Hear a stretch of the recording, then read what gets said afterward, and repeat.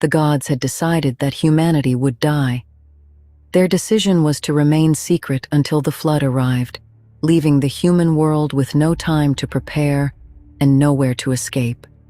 Every god had sworn to remain silent, but someone within the divine assembly found a way around the oath. He approached the wall of a reed house and began to speak. The warning was addressed to the wall, but intended for the man listening on the other side. Those carefully chosen words would preserve human life and place one of Mesopotamia's most powerful gods in direct opposition to divine authority. Why would a god risk the anger of heaven to save the beings created to serve it? His name was Enki. In southern Mesopotamia, water meant survival. The region received little rainfall. Life depended upon rivers, canals, marshes, and the careful movement of fresh water across the fields. Water nourished the land, but it could also bring devastation. The people of ancient Sumer imagined an immense source of fresh water beneath the visible world. They called it the Abzu. The Sumerians believed Enki governed these hidden waters and the knowledge associated with them. His authority extended over wisdom, craftsmanship, purification, magic, and the fresh water that sustained the land. His sacred city was Eridu, one of the earliest known cities of ancient Sumer. Its ruins are now called Tel Abu Shahrain, located near the modern city of Nasiriyah in southern Iraq. Sumerian tradition remembered Eridu as the first city to receive kingship from heaven.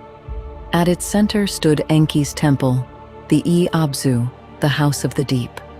Enki did not disappear when political power shifted across Mesopotamia. Among Akkadian-speaking peoples, he became known as Ea. His name changed, but his essential character remained. Enki, or Ea, was the lord of the freshwater deep and the possessor of divine wisdom. When the gods faced problems they could not resolve, they often turned to him. He was commonly depicted wearing the horned crown of divinity, with streams of water flowing from his shoulders.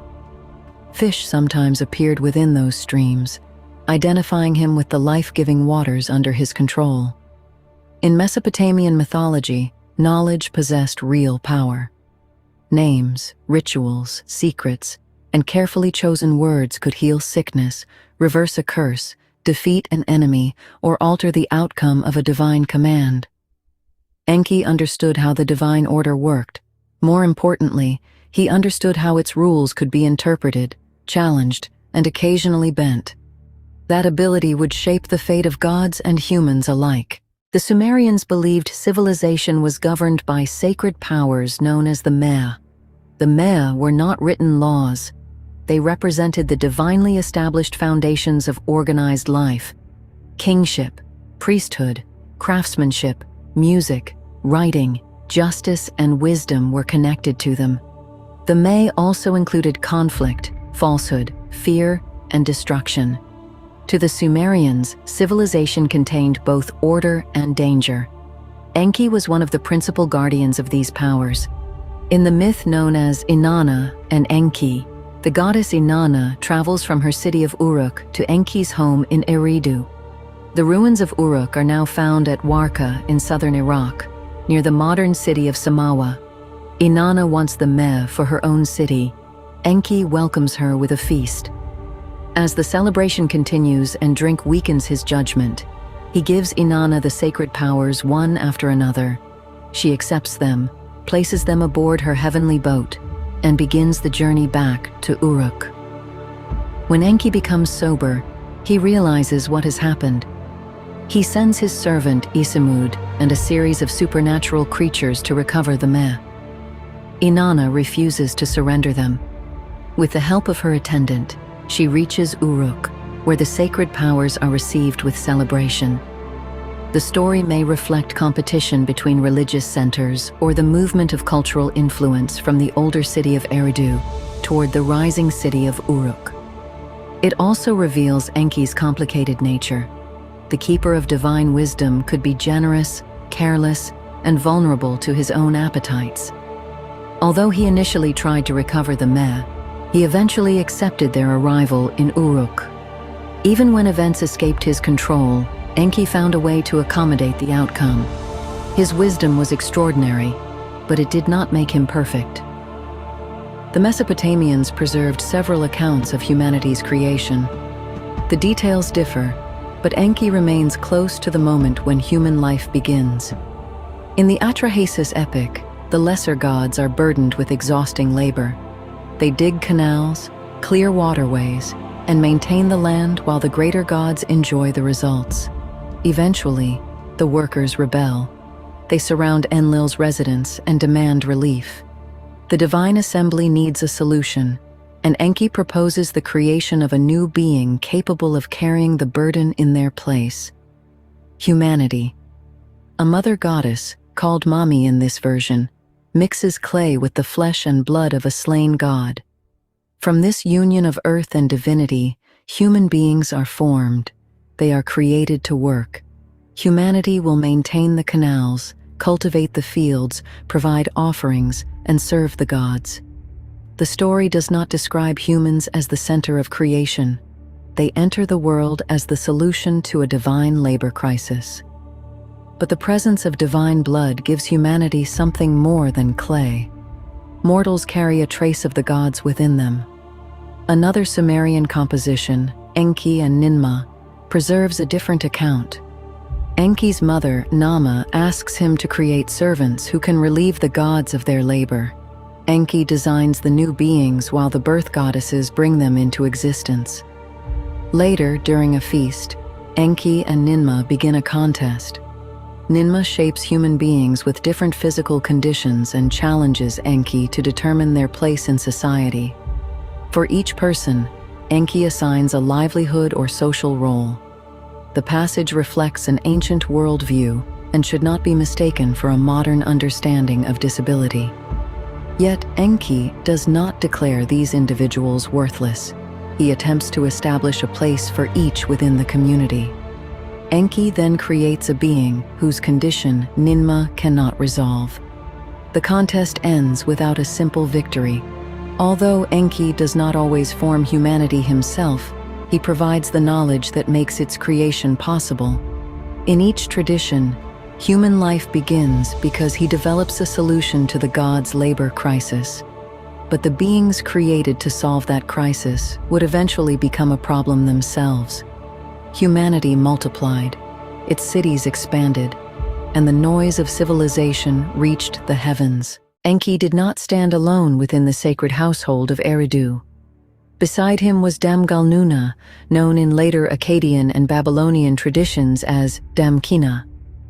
Ancient hymns call her the bride of Enki and the great lady of Eridu. Her surviving mythology is limited. No complete epic centered upon Damkina has been recovered.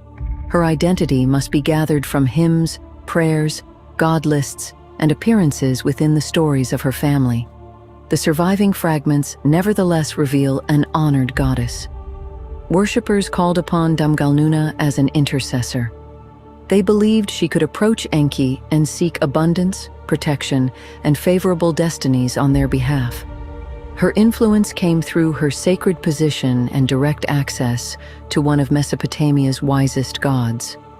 As Babylon rose, Damkina became best known as the mother of Marduk. Marduk began as the patron god of Babylon. As the city grew into an imperial capital, its priests elevated him within the divine hierarchy. By identifying Marduk as the son of Ea and Damkina, Babylonian tradition gave its rising god an ancient and respected lineage. The Enuma Elish describes Ea and Damkina bringing forth Marduk within the sacred chamber of the deep. The child is presented as extraordinary. His form is magnificent, his understanding is beyond measure, and his presence overwhelms the gods around him. When Tiamat later prepares for war, Marduk volunteers to face her on the condition that the gods grant him supreme authority if he succeeds. Marduk defeats Tiamat and creates the ordered universe from her divided body.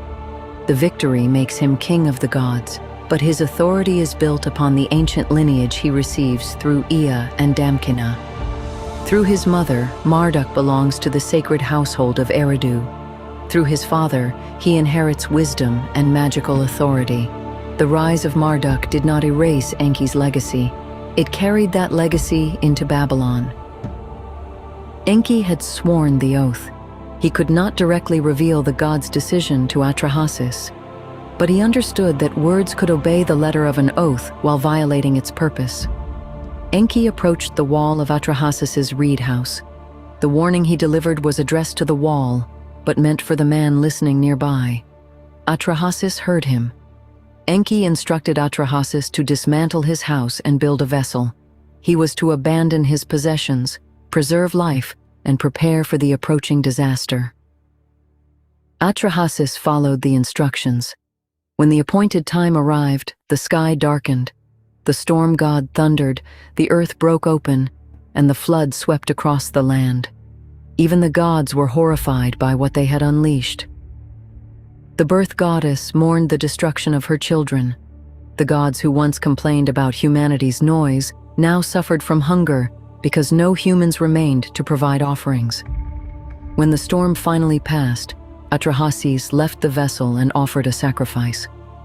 The gods gathered around it, desperate for the scent of food. Enlil soon realized that a human being had survived. Someone had violated the divine decision. Enki did not deny his involvement. Instead, he challenged the wisdom of indiscriminate destruction. Punishment should be measured. Those responsible for wrongdoing could face consequences, but the entire human race should not be erased. The gods accept another solution. Human life continues, but with boundaries. Mortality, infertility, infant loss, and sacred roles preventing childbirth become part of the new order described by the epic. Humanity survives, but suffering remains.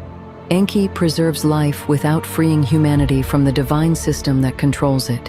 He defies destruction while remaining part of the order that made destruction possible. Human beings fulfilled the purpose for which they had been created. They worked the land, maintained the canals, built cities, and provided offerings to the gods. But they also multiplied. Their settlements expanded across Mesopotamia, and their noise disturbed Enlil. In the Atrahasis epic, Enlil decides that the human population must be reduced. First, he sends disease. A deadly plague spreads through the land, and humanity begins to suffer. Enki advises Atrahasis, a wise and devoted human being, to stop directing prayers and offerings toward all the gods. Instead, the people are to honor Namtar, the deity associated with the plague. Pleased by the attention given to him, Namtar ends the disease. Humanity survives. The population grows again, and the noise returns. Enlil then sends drought. Rain disappears, rivers shrink, and the fields stop producing food. Once more, Enki intervenes. Humanity directs its offerings toward the divine power controlling the rain, and the drought ends. Enlil becomes increasingly frustrated. Each attempt to reduce the human population fails because Enki understands how to undermine it without openly declaring rebellion. Enki belongs to the divine assembly, yet he protects the beings created to serve it. He does not overthrow Enlil or claim the throne. Instead, he uses knowledge to resist decisions that could end in catastrophe. But humanity continues to multiply. Its noise again reaches the gods, and Enlil decides that temporary measures are no longer enough. This time, he will release a flood powerful enough to erase humanity from the earth. To prevent further interference, Enlil forces the gods to swear an oath of secrecy. No god may warn the human world. Even Enki must remain silent. The flood appeared in several Mesopotamian traditions. The Sumerian survivor was called Ziusudra. In the Epic of Gilgamesh, he became Utnapishtim. In the Atrahasis epic, he was Atrahasis. The names and details vary, but the central pattern remains. The gods decide to send a flood.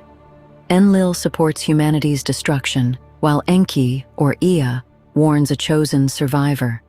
A vessel is built, life is preserved, and a sacrifice follows when the waters recede. These accounts were preserved centuries prior to the surviving biblical manuscripts. Their similarities to Noah's flood have inspired continuing debate about cultural influence, shared storytelling traditions, and memories of catastrophic flooding in the ancient Near East. But the traditions are not identical. The Mesopotamian versions describe multiple gods who disagree over humanity's fate. Humanity survives because a god within the divine council refuses to accept its complete destruction. Enki's relationship with Enlil is sometimes portrayed as a permanent war between good and evil. The ancient texts present something more complicated. Enlil governed wind, command, kingship, and the authority of the divine assembly. His sacred city was Nippur, whose ruins lie near the modern Iraqi city of Afak, south of Baghdad. Enki was not simply Enlil's enemy. The two gods could cooperate in maintaining the world, but their priorities were different. Enlil relied upon authority and expected the decisions of the divine assembly to be obeyed. Enki examined each crisis for another solution, even when doing so meant undermining Enlil's command. Their opposing approaches repeatedly placed humanity between divine authority and divine wisdom. Enki's protection of humanity can make him appear unusually benevolent. But Mesopotamian mythology never presents him as morally perfect. In the Sumerian story, Enki and Ninhursag, Enki enters the fertile land of Dilmun. Dilmun has often been associated with modern Bahrain and the surrounding Persian Gulf region, although its precise boundaries remain debated. Enki brings freshwater to the land, transforming it into a place of gardens, fields, and abundance. But his reckless desires disturb the world he helped create. After a series of sexual encounters, several plants emerge. Enki consumes them without understanding their purpose. Ninhursag becomes enraged and places a curse upon him. Enki's body begins to fail. The god capable of resolving the problems of heaven and earth cannot save himself. As his condition worsens, the fertility of the world is threatened. The gods persuade Ninhursag to return. For each part of Enki's body suffering in pain, she brings forth a deity capable of healing it. Enki survives through the power of the goddess he angered. The myth contains damaged passages, wordplay, and symbolism that make parts of it difficult to interpret. But it presents Enki as powerful and fallible. His wisdom does not prevent reckless behavior, and his creative abilities cannot protect him from the consequences. When his actions disturb the natural order, he must rely upon Ninhursag to restore it. Enki's intelligence appears again in the Sumerian story of Inanna's descent into the underworld. Inanna enters the realm ruled by her sister, Ereshkigal. At each of its 7 gates, she is forced to surrender part of her clothing and divine authority. When she reaches Ereshkigal's throne, Inanna is judged, struck down, and left lifeless. Knowing the journey was dangerous, Inanna had instructed her loyal attendant, Ninshubur, to seek help if she failed to return. Ninshubur was Inanna's trusted minister, messenger, and closest companion. She served as the link between the goddess and the other gods, and remained devoted even when the divine powers abandoned her. When Inanna does not return, Ninshubur appeals to the gods. Enlil refuses. The moon god Nanna also refuses. They argue that Inanna knowingly entered a realm governed by laws that even the gods must respect. Then Ninshubur approaches Enki. He does not dismiss her. From the dirt beneath his fingernails, Enki creates 2 unusual beings capable of entering the underworld. He gives them the food and water of life. When they find Ereshkigal in anguish, they do not threaten or command her. They acknowledge her suffering. Their compassion earns her favor, and she offers them a gift. They ask for Inanna's body. Using the food and water of life, they restore her. But even Enki's plan cannot erase the laws of the underworld. Inanna may return only if another person takes her place. Enki cannot abolish the laws governing death, but he understands them well enough to create a path for Inanna's return. Enki can be understood as a protector, a trickster, and at times a manipulator. These qualities are not separate versions of the god. Together, they explain how his wisdom operates. He protects life through deception, challenges authority without attempting to overthrow it, and uses knowledge unavailable to those around him. Enki helps create humanity, but humans are created to carry the god's burden. He saves humanity from plague, drought, and flood, yet accepts new limits upon human life. He restores Inanna, but cannot release her without another person taking her place. He guards the powers of civilization, then gives them away during a feast. Enki's protection is not the same as freedom. Humanity remains mortal and responsible for serving the gods.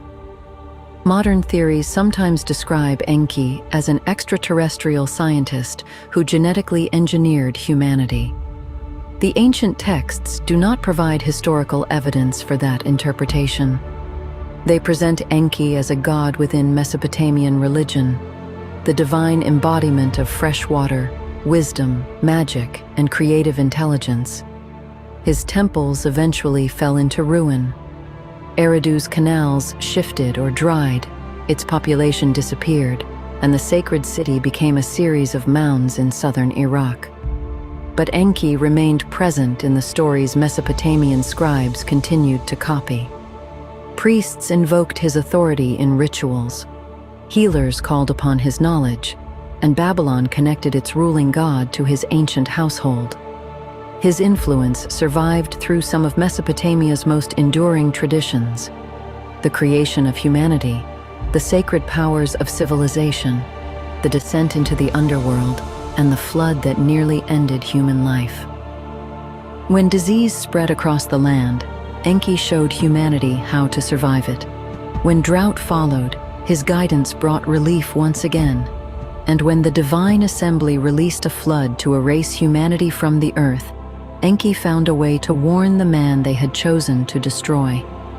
Mesopotamian worshippers did not understand Enki as a savior in the modern religious sense. He remained part of the divine order that demanded humanity's labor and limited the length of human life. Yet when that order threatened humanity with extinction, wisdom became a restraint upon power. Enki's gift was neither immortality nor a world without suffering. It was something more fragile and more essential: survival, one more chance for humanity to endure. Yet behind nearly every threat Enki overcame stood another powerful god. Enlil commanded the wind, governed the divine assembly, and defended the order upon which gods and kings depended. When humanity's noise disturbed the heavens, Enlil sent disease, drought, and finally the Great Flood. But was he truly humanity's enemy? Or has one of Mesopotamia's greatest gods been judged through only one side of the story? Next, on Lorevia Echoes, Enlil, the god who tried to destroy humanity. This is Lorevia Echoes,